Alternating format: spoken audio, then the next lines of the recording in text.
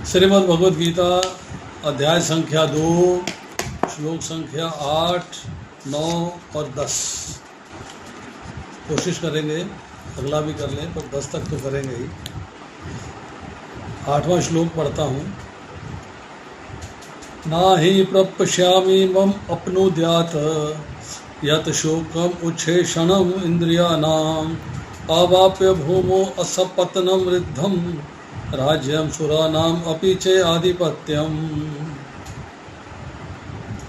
अनुवाद में लिखते हैं श्री प्रभुपाद, मुझे ऐसा कोई साधन नहीं दिखता जो मेरी इंद्रियों को सुखाने वाले इस शोक को दूर कर सके। स्वर्ग पर देवताओं के आधिपत्य की तरह इस धन धान्य संपन्न सारी पृथ्वी पर निष्कंटक राज्य प्राप्त करके भी मैं इस शोक को दूर नहीं कर सकूंगा। देखिए,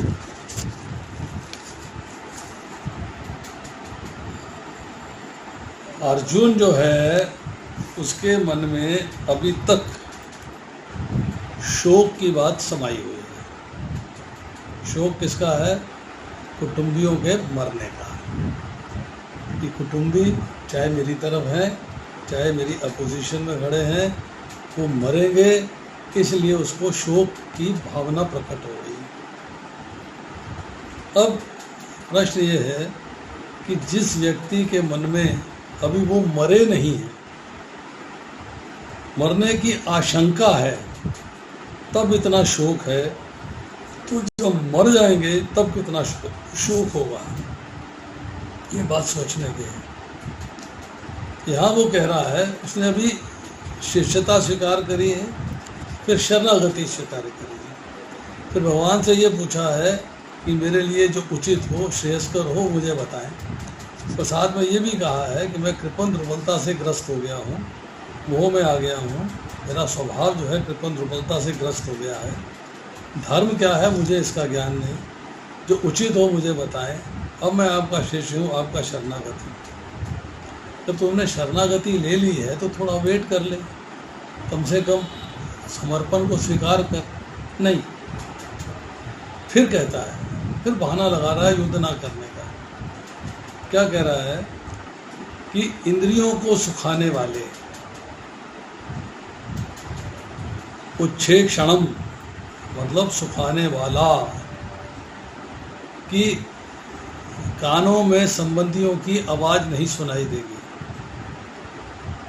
और सुनाई देगी उनके बच्चों का रुदन, उनकी पत्नियों का रुदन। तो मेरी इंद्री जो है कान वाली ठीक से कार्य नहीं करेगी।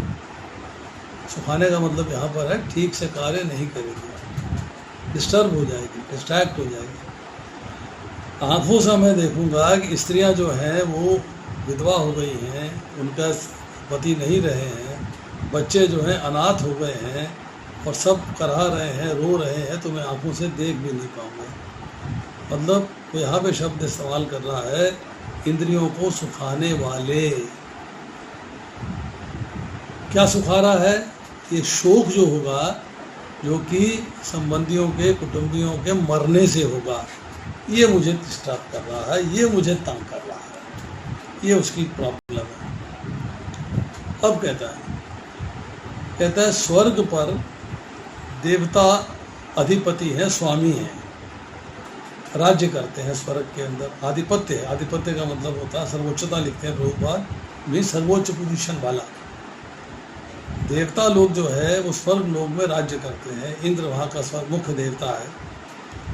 अगर उसकी तरह मुझे इस धन धान से संपन्न पृथ्वी जो है धन धान्य से संपन्न है, इसका राज्य मुझे निष्कंटक मिल जाए, मतलब कोई मेरा अपोनेंट ना हो, I am the only person, there is no opponent, तब भी मेरे शोक को दूर नहीं कर पाएगा, क्योंकि मेरे कुटुंबी जन नहीं होंगे साथ में भोगने के लिए, एंजॉय करने के लिए, साथ में साथ देने के लिए, भोगने के लिए मेरे कुटुंबी जन नहीं होंगे। अब देखिए, उसका बड़ा लंबा पर्पट है प्रभुपाद का, पढ़ते हैं। यद्यपि अर्जुन धर्म तथा सदाचार के नियमों पर आधारित अनेक तर्क प्रस्तुत करता है, किंतु ऐसा प्रतीत होता है कि वे अपने गुरु भगवान कृष्ण की सहायता के बिना अपनी असली समस्या का हल नहीं कर पा रहा है।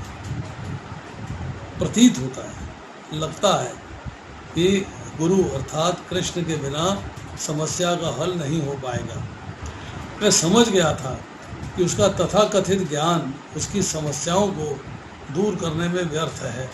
मतलब what so knowledge he has gained is not sufficient कि उसके दुख को दूर कर सके, सफिशिएंट नहीं।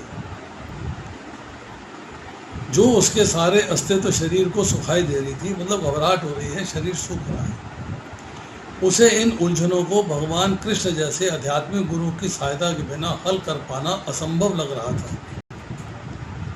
इम्पॉसिबल फॉर हिम, नहीं डिसाइड कर पा रहा कि मेरे लिए क्या ठीक है, क्या गलत है, कर्तव्य क्या है, अकर्तव्य क्या है, करणीय क्या है, अकरणीय क्या है, सार क्या है, निसार क्या है, सत्य क्या है, असत्य क्या है, फैसला नहीं कर पा रहा। शैक्षिक ज्ञान, विद्वता, उच्च पद, ये सब जीवन की समस्याओं का हल करने में व्यर्थ है। अब यहाँ जीवन की कौन सी समस्या का हल करने में व्यर्थ है, ये समझना है। अब एजुकेटेड हो गए तो अच्छी नौकरी मिल गई, अच्छी नौकरी मिल गई तो अच्छा पैसा मिल गया, अच्छा पैसा मिल गया तो अच्छा घर ले लिया, तो समस्या क्या है?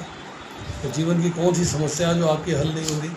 सब तो हल हो गई कि जब अच्छा ज्ञान मिल गया है, अच्छी नॉलेज हो गई है, अच्छी डिग्री आपको हासिल हो गई है, उसके बाद एक अच्छी नौकरी मिल गई है, अच्छा पैसा मिलना शुरू हो गया है, अब आपकी कौन सी समस्या जो आड़े आ रही है?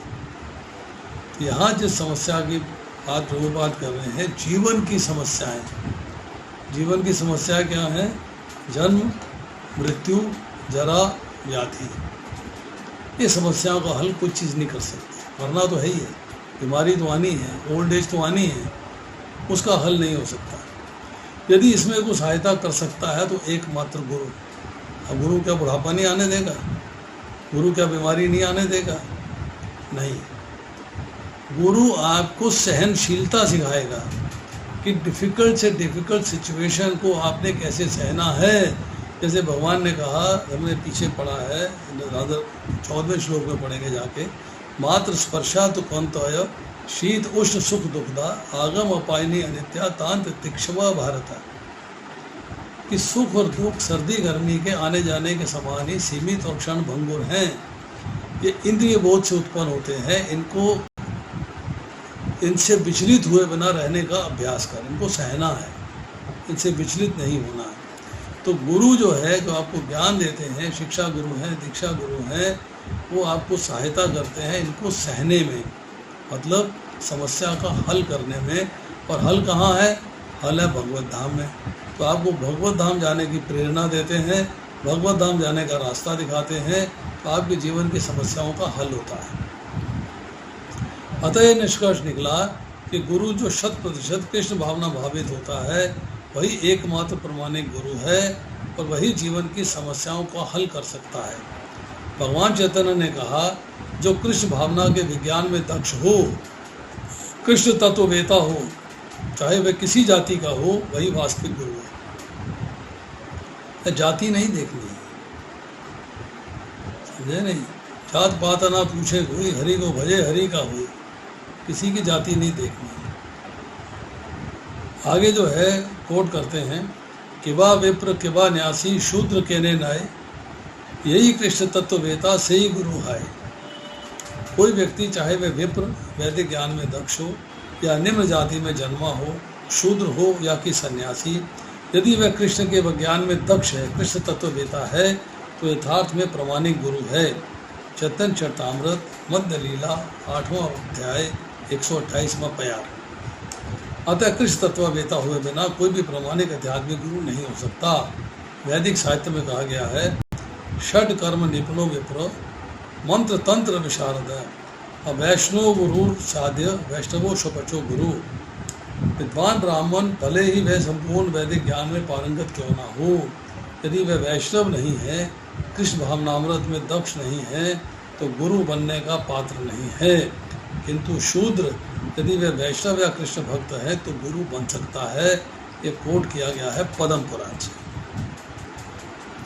तो यहाँ पर बताया गया कि गुरु कौन बन सकता है।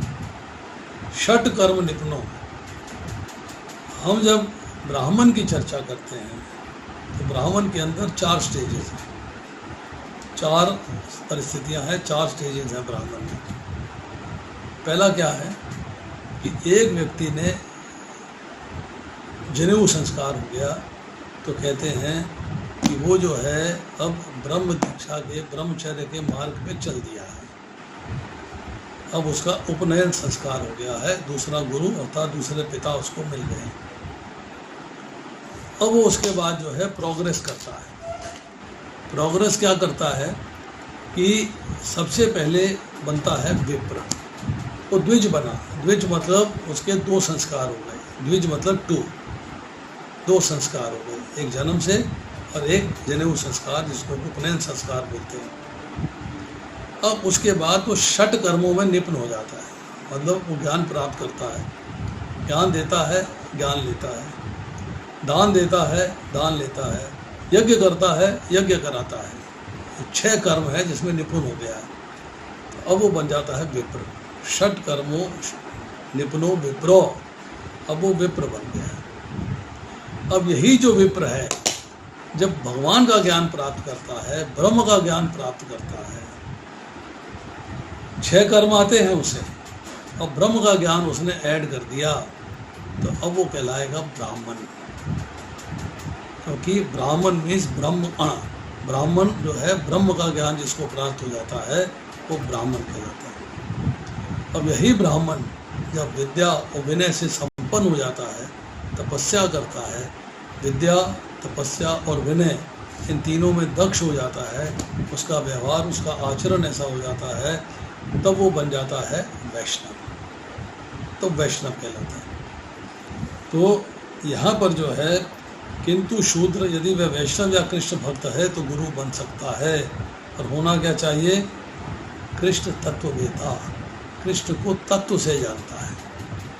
जन्म कर्म चमे दिव्यम एवं यो वेति तत्वता, कृष्ण का जन्म और उनके कर्म दोनों को तत्व से जानता है तो वो जो है कृष्ण तत्ववेता हो जाता है और वही व्यक्ति जो है गुरु बनने के लायक है। अब आगे लिखते हैं प्रभुपाद, संसार की समस्याओं जो मैंने पहले चर्चा करी अब आ गया यहाँ पे। जन्म जरा व्याधि तथा मृत्यु की निवृत्ति धन संचय तथा आर्थिक विकास से संभव नहीं है। विश्व के विभिन्न भागों में ऐसे राज्य हैं जो जीवन की सारी सुविधाओं से तथा संपत्ति एवं आर्थिक विकास से पूरित हैं, किंतु फिर भी उनके सांसारिक जीवन की समस्याएं ज्यों की त्यों बनी हुई हैं। जन्म मृत्यु जरा व्याधि से कोई नहीं छूटा। वे विभिन्न साधनों से शांति खोजते हैं, किंतु वास्तविक सुख उन्हें तभी मिल पाता है जब वे कृष्ण भावनाओं से युक्त कृष्ण के प्रमाणिक प्रतिनिधि के माध्यम से कृष्ण तथा कृष्ण तत्व पूर्वक भगवद गीता और श्रीमद् भागवत के परामर्श को ग्रहण करते हैं। तो you have to learn 2 books, Bhagavad Gita and Srimad Bhagavatam. 2 ग्रंथ आपको जरूरी है, ये आपको जानने चाहिए। नाउ अब 2 बात आगे लिखते हैं, यदि आर्थिक विकास तथा भौतिक सुख किसी के पारिवारिक, सामाजिक, राष्ट्रीय या अंतर्राष्ट्रीय प्रमादों के लिए किए गए शोकों को दूर कर पाते तो अर्जुन ये ना कहता कि पृथ्वी का प्रथम राज्य या स्वर्ग लोक में देवताओं की सर्वोच्चता भी उसके शोकों को दूर नहीं कर सकती। मीन्स जो मन की भावना है, जन्म मृत्यु जरा व्याधि का भी जो चर्चा है वो भी, और कौटुंबिक मोह है वो भी, कुटुंब वाले सारे मर जाएंगे वो भी, ये सारी बातें जो हैं वो आर्थिक साम्राज्य मिल जाए, धन मिल जाए, धान्य मिल जाए, सब कुछ मिल जाए, दूर नहीं हो सकता, शोक दूर नहीं हो सकता। इसीलिए उसने कृष्ण भावनामृत का ही आश्रय ग्रहण किया। यही शांति तथा समरसता का उचित मार्ग है। अब देखिए यहाँ पे एक बड़ी अच्छी चर्चा आती है। किसी ने हमसे पूछा कि क्या आप हॉरोस्कोप में विश्वास करते हैं? मैंने कहा जी बिल्कुल करता हूँ, वेदों का अंग है, वेदांग है। वेदों में जन्म कुंडली की चर्चा हुई है, ज्योतिष की चर्चा हुई है। बोले फिर तो उसमें बड़े उपाय बताए जाते हैं, इस देवता के लिए कर लो, इस देवता के लिए कर लो, करते हो क्या? मैंने कहा नहीं करता। बोले फिर क्या फ़ायदा उठाते हो हॉरोस्कोप का, क्या लाभ होता है?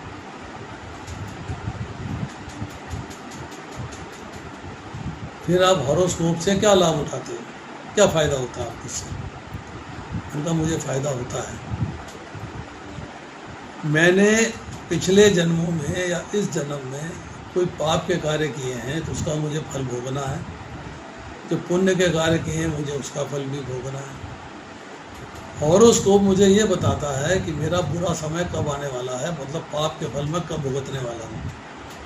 और हॉरोस्कोप मुझे बताता है कि मेरा अच्छा समय कब आने वाला है, मतलब पुण्य के फल कब प्राप्त होने वाले हैं। तो पुण्य के फल कब प्राप्त होंगे, पाप के फल कब प्राप्त होंगे, मेरे को आइडिया लग गया तो मैं मेंटली अपने आप को प्रिपेयर कर लेता हूँ। एग्जाम्पल है, एक व्यक्ति ने जब अच्छा समय आया तो 15-20 लाख 30 लाख रुपए जमा कर लिए।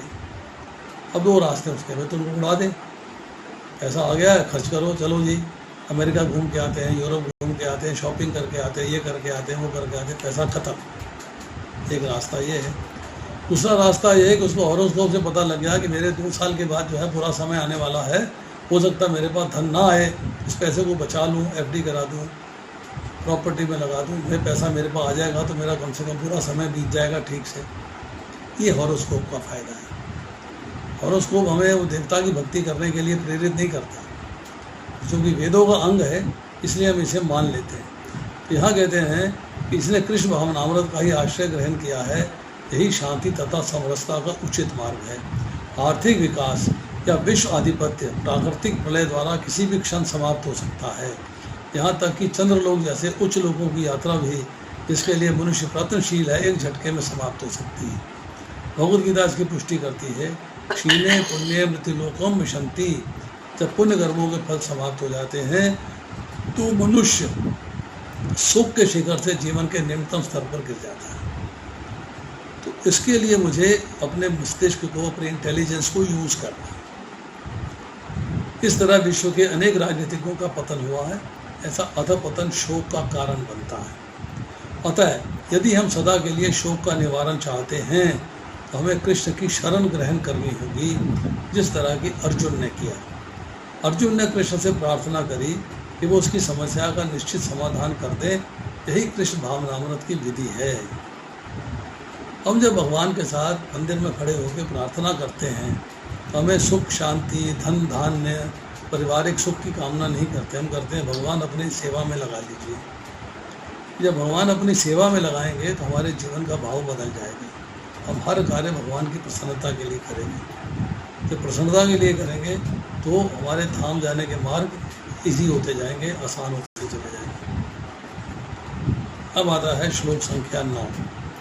संजय बता रहे हैं, संजय उवाच एवं उक्त्वा ऋषिकेशं गुडाकेश परन्तपः नायोत्से इति गोविंदम उक्त्वा तूष्णीं बभूवः।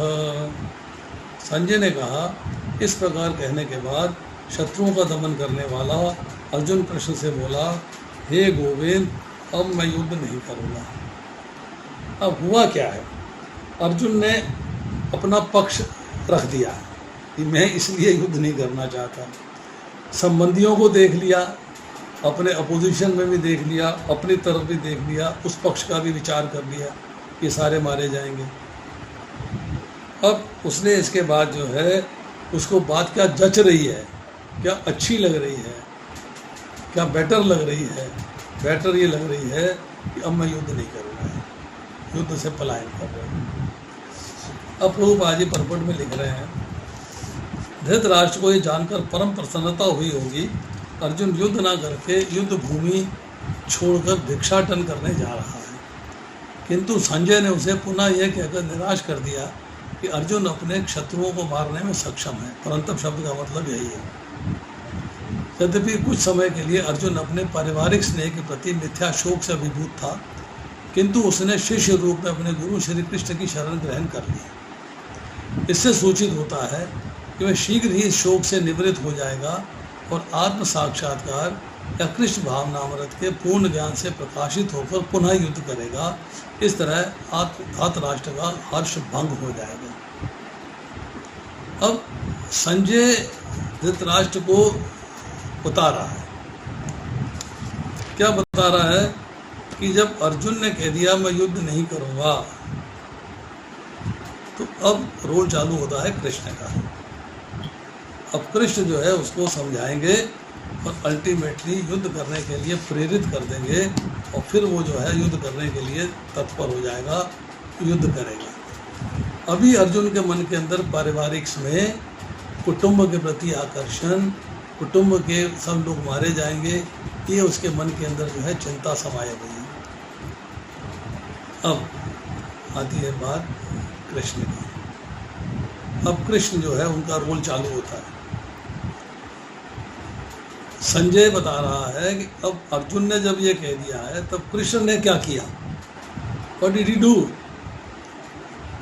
तम उवाच ऋषिकेश प्रसन्न इव भारता सैन्यो उभयो मध्ये विषिदिन्तम इदम वचा। हे भरतवंशी धृतराष्ट्र, उस समय दोनों सेनाओं के मध्य शोक मग्न अर्जुन से कृष्ण ने मानो हंसते हुए शब्द कहे, सरकास, हंसते हुए। हंसी आ रही है।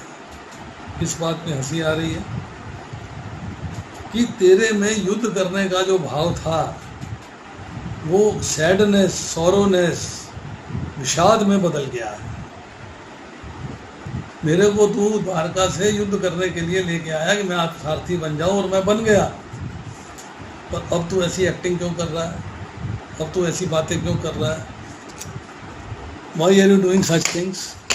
Why? What for? क्यों? तूने दूसरे अध्याय के 7वें श्लोक में जो हमने चर्चा करी, तूने कहा मैं आपकी शरण में हूँ, जो श्रेयस्कर हो मुझे शिक्षा दें, परंतु मेरे शिक्षा देने से पहले ही तूने निश्चय कर लिया मैं युद्ध नहीं करूँगा। शिक्षा तो अभी थी नहीं, मैंने शिक्षा तो स्टार्ट करी नहीं, मैंने कुछ बोला ही नहीं, और तूने मेरे बोलने से पहले ही ये फैसला कर लिया कि मैं अब युद्ध नहीं करूँगा, आई विल नॉट फाइट।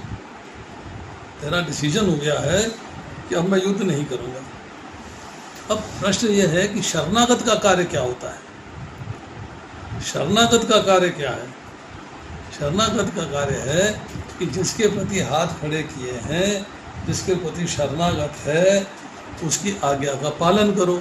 मैंने आज्ञा तो दी नहीं, मैंने कोई इंस्ट्रक्शन नहीं दी, मैंने कोई आदेश नहीं दिया, मैंने कोई शिष्यता का भाव नहीं अभी निभाया कि तेरे प्रति मैंने कुछ कहा हो, तेरे को उपदेश दिया हो, तेरे को समझाया हो, तुझे ज्ञान दिया हो, कुछ कहा ही नहीं, और तूने उसके पहले ही डिसीजन ले लिया कि मैं युद्ध नहीं करूँगा।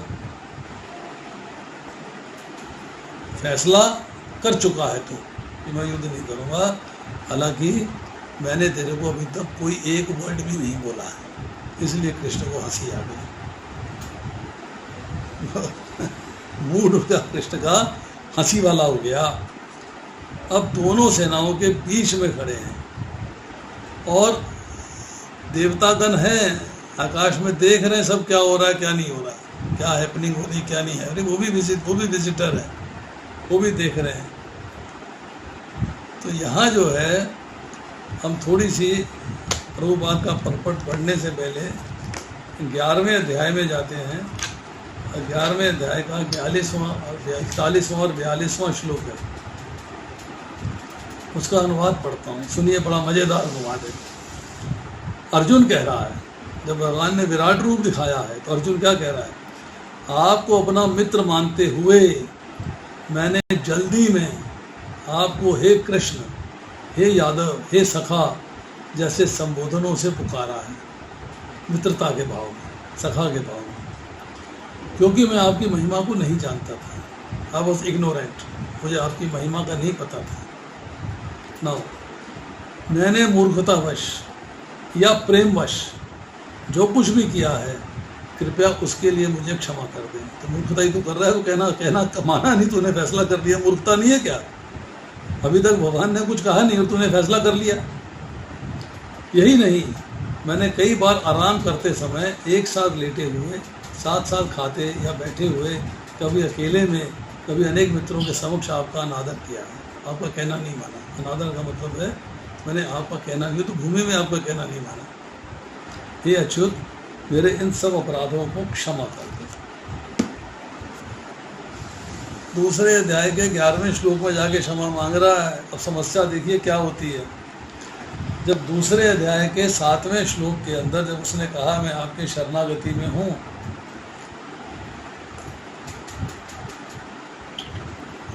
शरणागति का मतलब मैंने आपको बताया, हाथ खड़े हैं, भगवान इंस्ट्रक्शन देंगे, भगवान समझाएंगे, तुम गुरु बन के भगवान तुझे बता रहे हैं, तुझे उनकी बात को स्वीकार करना चाहिए। शरणागति हो गई, as you I do as you से।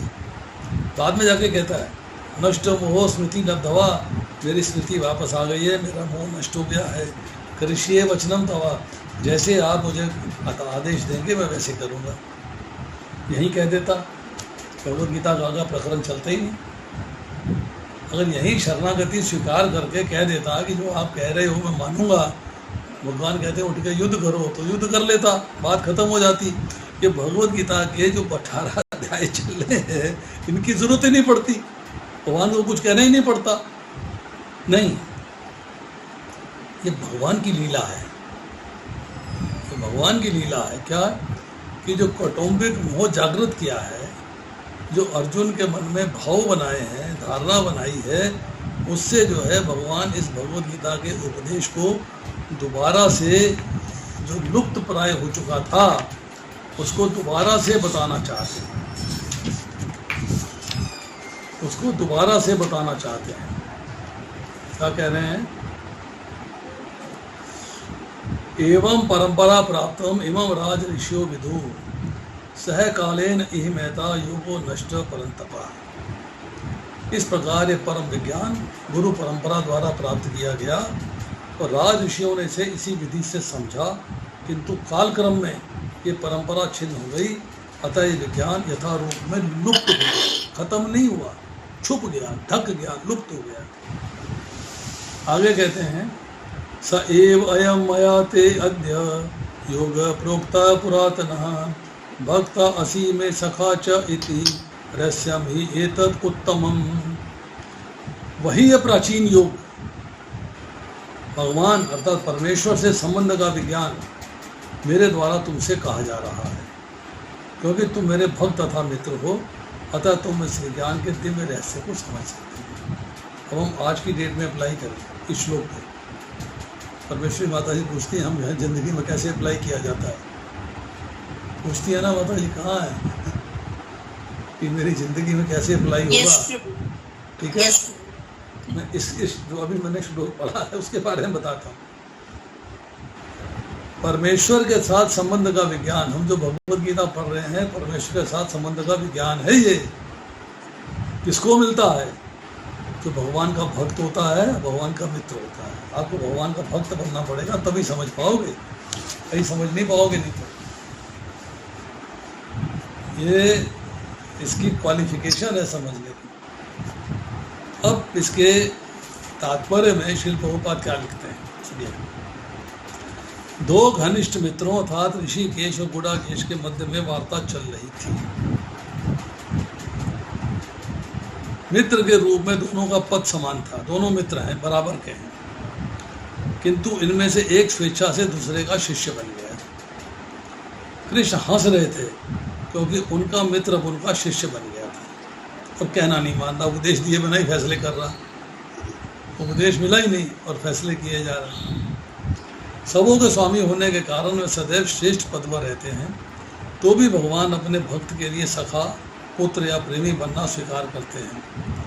किंतु जब उन्हें गुरु के रूप में अंगीकार कर लिया गया तो उन्होंने तुरंत गुरु की भूमिका निभाने के लिए शिष्य से गुरु की भांति गंभीरतापूर्वक बातें करी, जैसे कि अपेक्षित हो। ये बात बहुत इम्पोर्टेंट है कि अगर आप किसी को गुरु स्वीकार करते हैं तो गुरु आपको पूर्ण ज्ञान देता है, कोई चीज़ छुपाता नहीं, चाहे अच्छी हो और चाहे बुरी हो, चाहे आपको अच्छी लगे चाहे आपको बुरी लगे। बट कोई सखा है, कोई मित्र है, कोई संबंधी है, नातेदार है, रिश्तेदार है, तब वो नाराज़ ना हो जाए। आप कुछ बातें छुपा लेते हैं, सारी बातें नहीं बताते। तो यहाँ पर जो है जब उन्हें गुरु रूप में अंगीकार कर लिया गया तो उन्होंने गुरु की भूमिका निभाने के लिए शिष्य से गुरु की बातें गंभीरतापूर्वक बातें करी, जैसा कि अपेक्षित है। ऐसा प्रतीत होता है कि गुरु तथा शिष्य की वार्ता दोनों सेनाओं की उपस्थिति में हुई, जिससे सारे लोग लाभान्वित हुए। अतः भगवद गीता का संवाद किसी एक व्यक्ति, समाज या जाति के लिए नहीं, अपितु सबों के लिए है और उसे सुनने के लिए शत्रु या मित्र समान रूप से अधिकारी है। अधिकार सबका है, कोई सुने या ना सुने उसकी मर्जी है, कोई उस पर ध्यान दे या ध्यान ना दे उसकी मर्जी है। जब बोला जा रहा है तो सबको सुनाई दे रहा है, पर कोई उस पर ध्यान ना दे के उसका मन कहीं और है। यहाँ भी लोग बैठे हैं ध्यान से नहीं सुनने के, मन कहीं और है, मर्जी है। Nobody stops you. You can think the way you like, you can act the way you like. तो भगवत गीता को व्यक्ति, समाज या जाति के लिए नहीं अपितु सबों के लिए है और उसे सुनने के लिए शत्रु या मित्र समान रूप से अधिकारी है। तो ये है आज के श्लोक। अभी हमने 8, 9, 10 3 श्लोक किए हैं। इसके बाद अब भगवान जो है उपदेश देंगे, भगवत गीता का एक्चुअल आरंभ होगा, वो 11वें श्लोक से शुरू होगा। और टेक्निकली देखा जाए तो इसका आरंभ जो है वो हो चुका है। चलिए अब किसी का कोई प्रश्न है तो वो पूछ सकता है। यहाँ पे 2 शब्द बता देता हूँ, एक ऋषिकेश और एक गुडाकेश। मैंने पहले भी बताया है ऋषिकेश का अर्थ क्या होता है, और मैं दोबारा से बता देता हूँ कि ऋषिकेश का अर्थ क्या होता है। ऋषिक कहते हैं इंद्रियों को, और ईश मतलब उनका स्वामी। जो आपकी इंद्रियों के स्वामी हैं वो ऋषिकेश कहलाते हैं। वो आपकी इंद्रियों के स्वामी हैं वो ऋषिकेश कहलाते हैं।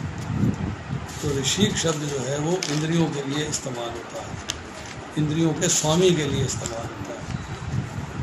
अब दूसरा शब्द है गुडाकेश। गुडाकेश का अर्थ क्या है?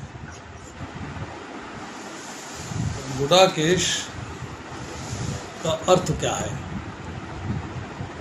गुडाकेश, गुडाका मतलब होता है नींद। जिसने नींद पर विजय प्राप्त करनी है वो गुडाकेश कहलाता है। गुडा और केश 2 शब्द हो जाते हैं। गुडा का मतलब है घुंघराले, केश का मतलब है बाल। इसके घुंघराले बाल हैं उसको गुडाकेश कहते हैं। 2 मीनिंग है इसके। और बताइए, कोई प्रश्न करना चाहते हैं आप? Most welcome, you can ask questions. Hare Krishna Prabhu ji, thank you so much Prabhu ji. Prabhu ji यहाँ पे जो है गोविंदम, तो एक गोविंदम में भी गो से हम लेते हैं सेंसेस से। गोविंदम जो है इसके भी 2 अर्थ हैं जी। एक गो होता है काऊ, गाय। जो काऊ के पालक हैं, जो गौ के पालक हैं, गौओं के पालक हैं, उसको भी गोविंद कहते हैं, उसको गोपाल भी कहते हैं। दोनों शब्द इस्तेमाल होते हैं। दूसरा गो का अर्थ होता है इंद्रियां। जो आपकी इंद्रियों के स्वामी हैं, अंतर्यामी हैं, आपके हृदय में विराजमान हैं, वो भी गोविंद कहलाते हैं।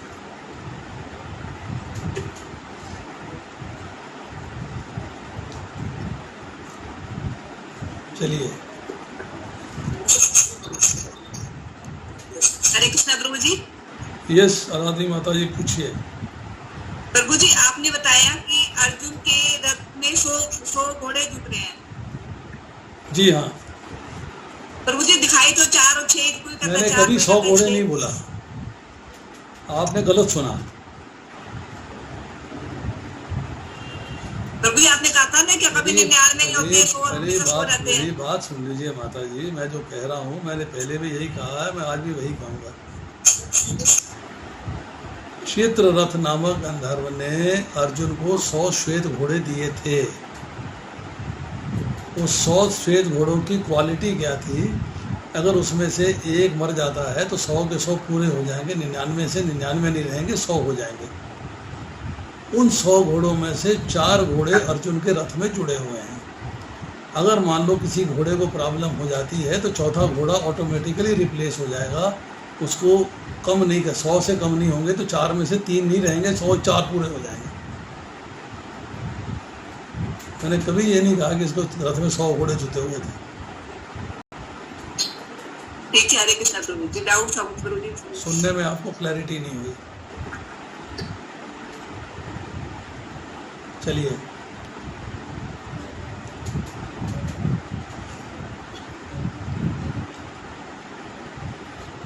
हरे कृष्णा प्रभु जी। यस, हमें प्रिया बोलो। दंड प्रणाम प्रभु जी। बोलिए। प्रभु जी, गोदास और गोस्वामी पे थोड़ा सा प्रकाश डालिए। किसमें? गोदास और गोस्वामी। जो इंद्रियों को अपने वश में कर लेता है जी वो गोस्वामी है, जी। और जो इंद्रियों को वश में नहीं कर पाता, इंद्रियों से इंद्र तृप्ति करता है, भोग विलास में लगा रहता है, इंद्रियों को जी। प्रसन्न रखने के लिए, वो गोदास कहलाता है। जी प्रभु जी, थैंक यू प्रभु।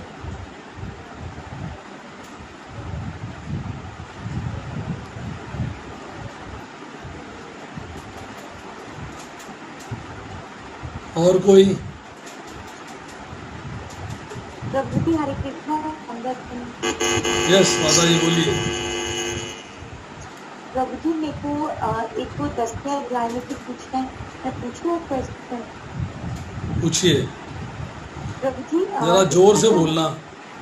हाँ जी प्रभु जी, इसका क्या मतलब है कि supreme truth is realized in 3 aspects as impersonal Brahman, localized Paramatma and at last stage the supreme personality of God. Prabhu ji मेरे को ये 2 वर्ड्स नहीं समझ आए, इम्पर्सनल ब्राह्मण और लोकलाइज्ड परमात्मा।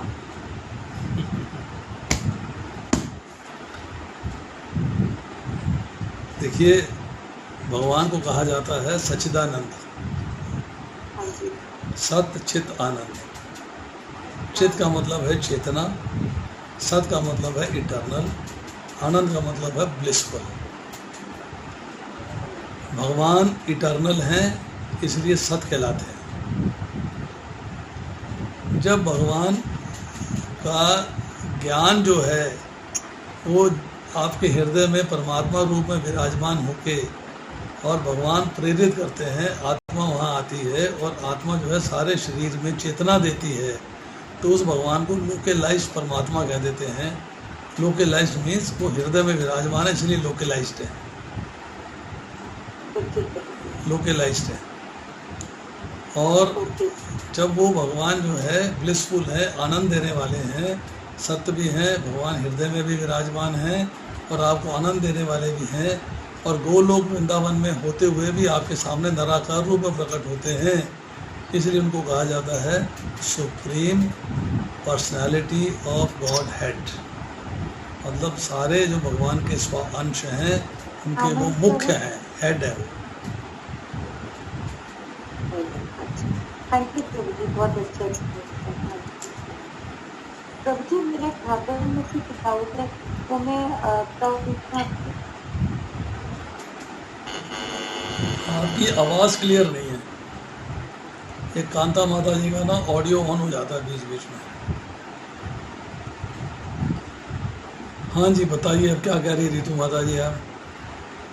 मैं कह रही थी मेरे खाते में से भी डाउट है। फिर कांता माता जी का ऑडियो ऑन हो गया। हाँ जी हाँ जी, एक क्वेश्चन है प्रभु जी आपसे पूछना। अब पहले ना अपना ऑडियो ऑफ करिए, जब आपका नंबर आएगा ना फिर पूछिएगा। ओके अभी रितु माता जी पूछ रही हैं, उनको पहले जवाब देने दीजिए। ओके। फिर आपका ऑडियो ऑन हो गया। हाँ जी रितु जी पूछिए।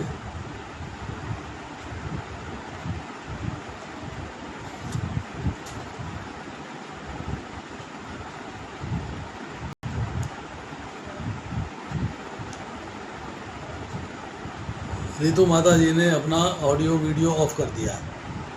अब कांता माता जी आप पूछ लीजिएगा। हरे कृष्ण प्रभु जी। यस प्रभु जी एक क्वेश्चन पूछना आपसे पूछिए। कि मृत्यु लोक के देवता कौन से? मृत्यु लोक के देवता? हाँ जी, यमराज जी, यमराज जी। मृत्यु लोक में मृत्यु आपके लोक साथ। देखिए देवता बहुत सारे हैं, हाँ जी, पर मृत्यु वो लोक की जो देवता, जिम्मेदार यमराज जी देवता थोड़ी ना। और क्या है, मैंने तो कभी नहीं सुना यमराज जी देवता है। आप पढ़ लीजिए ना, जी, आप पढ़ लीजिए। किस चैप्टर में?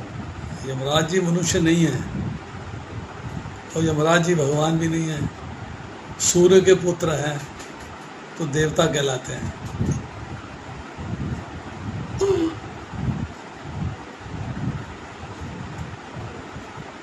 सूर्य के पुत्र हैं इसलिए देवता कहलाते। जी हाँ, थैंक यू प्रभु जी।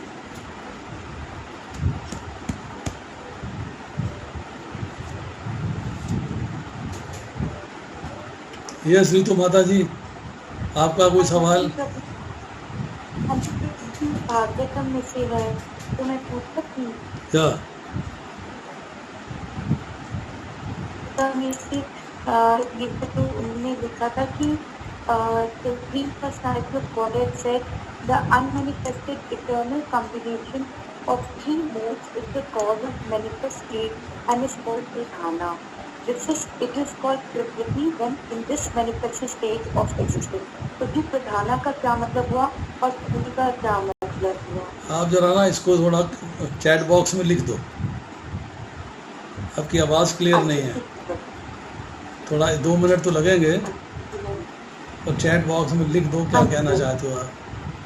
प्रभु जी एक प्रधान का मतलब समझना चाहिए। किसका? प्रधान, प्रधान, प्रधान का मतलब? हाँ जी, हाँ जी, ऐसा है कि भगवान की जो मूल प्रकृति है ना, मूल प्रकृति, उसको प्रधान के नाम से पुकारा गया है। भगवान की मूल प्रकृति को जो है प्रधान के नाम से पुकारा गया है। ठीक है? और ठीक है प्रभु, पर इसमें 2 वर्ड अलग अलग है, मतलब प्रधान अलग है, प्रकृति अलग है। नहीं, मैंने कहा मूल प्रकृति। मूल प्रकृति जो है, जब अव्यक्त होती है तो प्रधान कहलाती है, जब प्रकृति प्रकट हो जाती है, व्यक्त हो जाती है, तो प्रकृति कहलाती है। अच्छा ठीक है, प्रकृति के एग्जाम्पल दे सकते हैं? दोबारा बोलिए। भी एग्जाम्पल दे के समझा सकते हैं? एग्जाम्पल दे के समझा सकते हैं। देखिए, जो भगवान की एक्सटर्नल एनर्जी है, हाँ जी, भगवान की जो एक्सटर्नल एनर्जी है, उसको कहा जाता है भगवान की अव्यक्त प्रकृति, मैनिफेस्टेड नहीं है। उसी को कहते हैं मूल प्रकृति, उसी को कहते हैं प्रधान। वो मूल प्रकृति किसी से प्रकट नहीं होती, पर उस मूल प्रकृति से प्रकट होती है प्रकृति। अब देखिए, जो मूल प्रकृति का कार्य है, मूल प्रकृति का कार्य है वो है प्रकृति को प्रकट करना, और उस प्रकृति में आता है महतत्व। ये बहुत फिलॉसफिकल चीज़ है। हाँ जी, हाँ उस महतत्व के अंदर जो है प्रकट होती है फिर बुद्धि, और बुद्धि से प्रकट होता है अहंकार।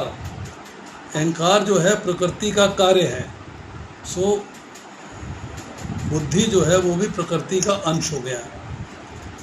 अब जो बुद्धि है उससे जो अहंकार प्रकट हुआ है, उस अहंकार से प्रकट होते हैं पंच महाभूत, पृथ्वी जल अग्नि वायु आकाश। तो ये पंच महाभूत का कारण है अहंकार, और अहंकार है बुद्धि का कार्य। तो उसके बाद पंच महाभूत से प्रकट होती है महाभूतानी, मतलब जिसको हम पृथ्वी जल अग्नि वायु आकाश कहते हैं। इनका 10 इंद्रियां एवं मन और 5 विषय, ये सब प्रकृति के अंश होते हैं। इसकी समरी क्या है? अव्यक्त है मूल प्रकृति, it is cause of something, cause of what? प्रकृति। अव्यक्त से मूल प्रकृति से बनती है बुद्धि, बुद्धि से आता है अहंकार, अहंकार से आते हैं महाभूतानी, महाभूतानी से आती है 10 इंद्रियां और 1 मन और 5 विषय। अब तो गया वो, कल भी आएगा। ये किसी का ऑडियो ऑन है। अशोक कृष्णात्री माता जी, आपका ऑडियो ऑन है।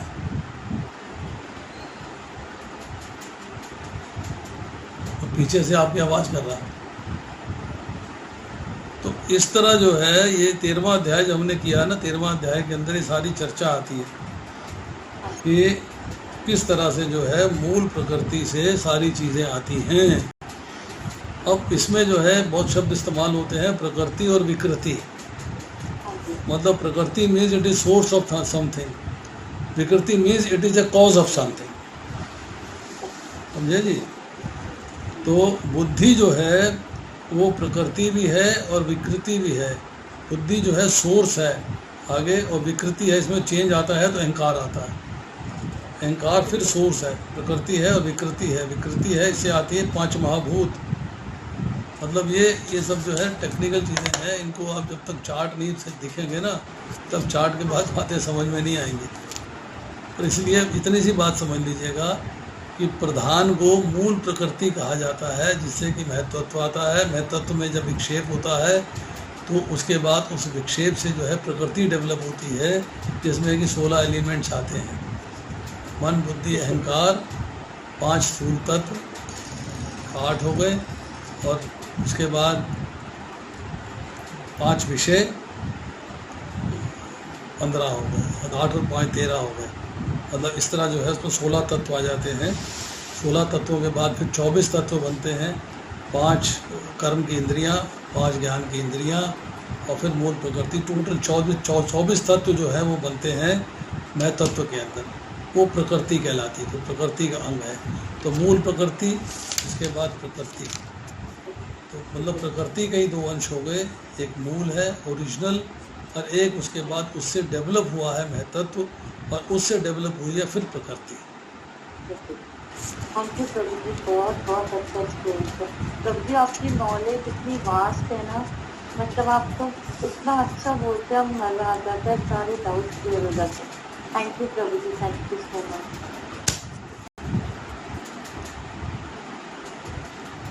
यस, संदीप शर्मा। प्रभु जी, मेरा एक क्वेश्चन ये है कि हम ये कहते हैं कि हमें इस जीवन में या फिर अगले पुनर्जन्म में हमारे जो आत्मा है और उसके साथ जो भी कर्म है वो हमें भोगने पड़ते हैं, राइट? तो मृत्यु होने के बाद, अगर एक जीवन में मृत्यु होने के बाद फिर यमदूत हमें यमलोक लेके प्रताड़ित क्यों करते हैं, या यमलोक लेके ऊपर लेके जाते हैं यमलोक में, तो वो किस तरह से मतलब समझा जा सकता है उसको? जब हमें अच्छे कर्म और बुरे कर्म इस जन्म में या अगले जन्म में अपने बितानी है या उनका पश्चाताप मिलना ही है, तो यमदूत हमें ऊपर क्यों लेके जाते हैं हमारी आत्मा को? व्यक्ति ने गलती करी, पुलिस आई, थाने क्यों ले गई? वाई? डिसाइड करने के लिए कि सजा करनी चाहिए या नहीं। इसीलिए यमदूत लेके जाते हैं यमराज के पास, डिसाइड करने के लिए कि इसकी नेक्स्ट सजा क्या रहेगी, योनि क्या रहेगी। लेकिन वो तो सजा भी दे देते हैं, मैंने सुना है वहाँ पे सजा भी मिल जाती है। कब होती है? जब वहाँ जाने के बाद फैसला होता है ना। हाँ, तो सजा तो हमें भुगतनी है अगले कर्मों में। तो पिछले जन्मों के कर्मों, देखिए आप पहले भगवद गीता को ना ध्यान से पढ़िएगा। आपने जो कर्म भोग रहे हो, आपको पता है कि वो कर्मों का फल इस जन्म का है कि पिछले जन्मों का है? आपके पास कोई किसी ने एफिडेविट दिया?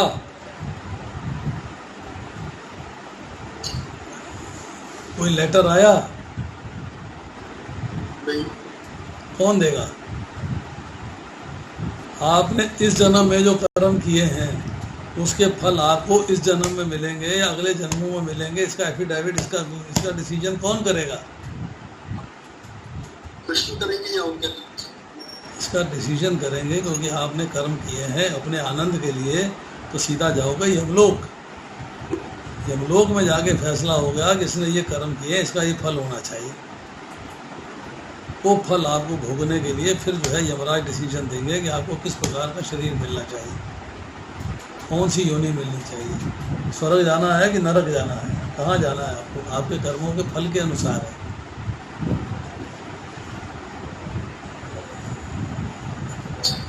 तो मैंने ये सुना था कि ऑन द स्पॉट सजा भी मिल जाती है वहाँ तो पे। जिनसे सुना है ना उनसे पूछ लीजिए,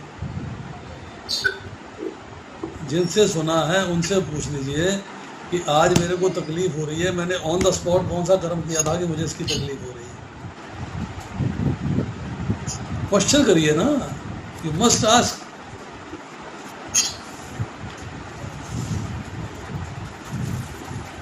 आपको जिसने ये बात पढ़ाई है उससे आपको पूछना चाहिए। भाई ऑन द स्पॉट डिसीजन होता है। धृतराष्ट्र ने व्यासदेव जी से पूछा कि क्या कारण है कि मेरे 100 पुत्र मेरे सामने मारे गए, तो धृतराष्ट्र जी को उत्तर मिलता है कि आज से 50 जन्म पूर्व तुम एक राजा के बेटे थे और तुमने खेल खेल में एक पक्षी के 100 बच्चों का वध किया था, उसकी सजा तुम्हें आज मिल रही है। तो धृतराष्ट्र ने पूछा कि मेरे को ऑन द स्पॉट पनिशमेंट क्यों नहीं मिल गई। तब धृतराष्ट्र बालक था, बच्चा था पिछले जन्म में। उसने पूछा कि तब मुझे उसी जन्म में इसकी सजा क्यों नहीं मिल गई। तो व्यासदेव जी ने उत्तर दिया, 100 पुत्रों को प्राप्त करने के लिए तुम्हें 50 जन्म लगे हैं।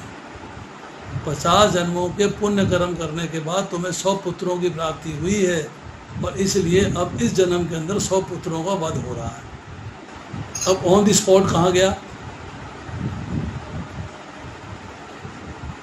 जब आपने जिससे सुना है उससे उत्तर प्राप्त करना चाहिए इसका, कि ऑन द स्पॉट डिसीजन करिए कि कैसे फल मिल रहा।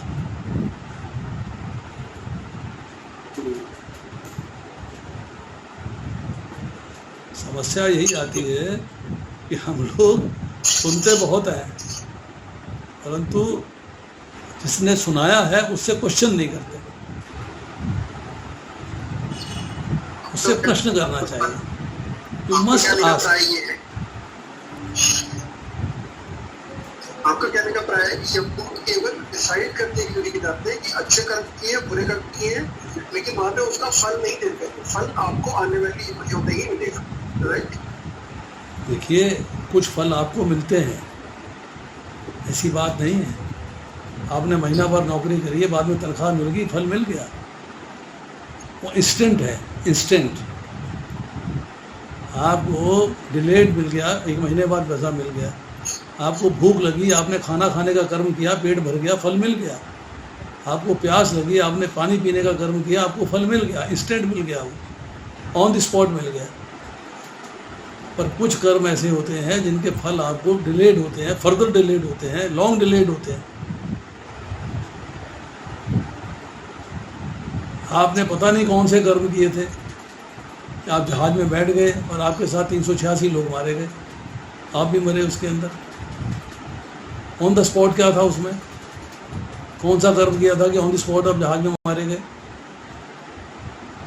कौन सा कर्म किया था कि बाढ़ में बह गए आप, कौन सा ऑन द स्पॉट कर्म था। This you should ask from the person जिसने आपको ये ज्ञान दिया है, उससे पूछिए कि यमदूत क्यों लेके जा रहे हैं, वाई, मुझे नरक क्यों प्राप्त होगा, नरक का पर्पस क्या है, नरक क्यों मिल रहा है मेरे को, किसी जीव को नरक क्यों मिलता है। Confusion prevails. भगवान कहते हैं कि नरक की प्राप्ति होती है जीव के शुद्धिकरण के लिए, प्योरीफाई करता हूँ, और प्योरीफाई करने के बाद उसे जब दोबारा से मनुष्य योनि मिलती है, मुझे घबराहट हो रही है, टेंशन है। क्यों कि जिनको मैंने मनुष्य योनि दिए है वो पाप कर्म करके नरक की ओर जा रहे हैं, और मैं नरक से उनको प्योरीफाई करके मनुष्य योनि में लेके आ रहा हूँ। ये डायलेमा है कि नहीं है। भगवान ने आपको मनुष्य योनि दी, आपकी नहीं, मतलब जनरल बात कर रहा हूँ मैं, नॉट पर्टिकुलरली यू, ये जनरल मनुष्यों की बात कर रहा हूँ। मनुष्य जो है पापमय कार्य करके मनुष्य योनि से नरक में जाने की तैयारी कर रहा। और भगवान कह रहे हैं कि नरक जो है that is a purifying place, यहाँ पे मैं जीवों को प्योरीफाई करता हूँ ताकि दोबारा से मनुष्य योनि प्राप्त करके मेरे धाम आ सकें। उनको तो मैं प्योरीफाई कर रहा हूँ, और जिनको मैंने प्योरीफाई करके पहले से मनुष्य योनि दी हुई है वो पाप कर्म करके नरक की ओर जा रहे हैं। भगवद गीता पढ़िए संदीप प्रभु, बहुत ध्यान से पढ़िएगा, you will get answers to everything, you will get all the answers. हमारा प्रश्न ये है कि हम लोग आधा अधूरा सुनते हैं और जिससे सुना है उससे प्रश्न नहीं करते। उसमें देख लो एसी तो नहीं चल रहा, उसमें एसी छोड़ दो।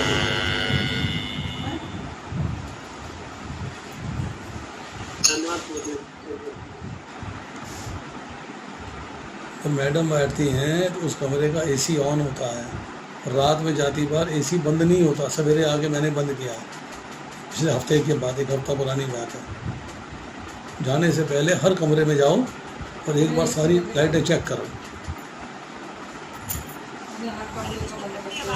उसको देखो किसी का ऑन तो नहीं है, कोई मशीन ऑन तो नहीं है।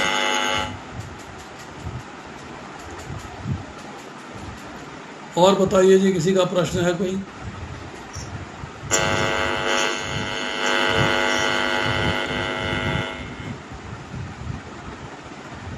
यस, कांता माता जी पूछिए।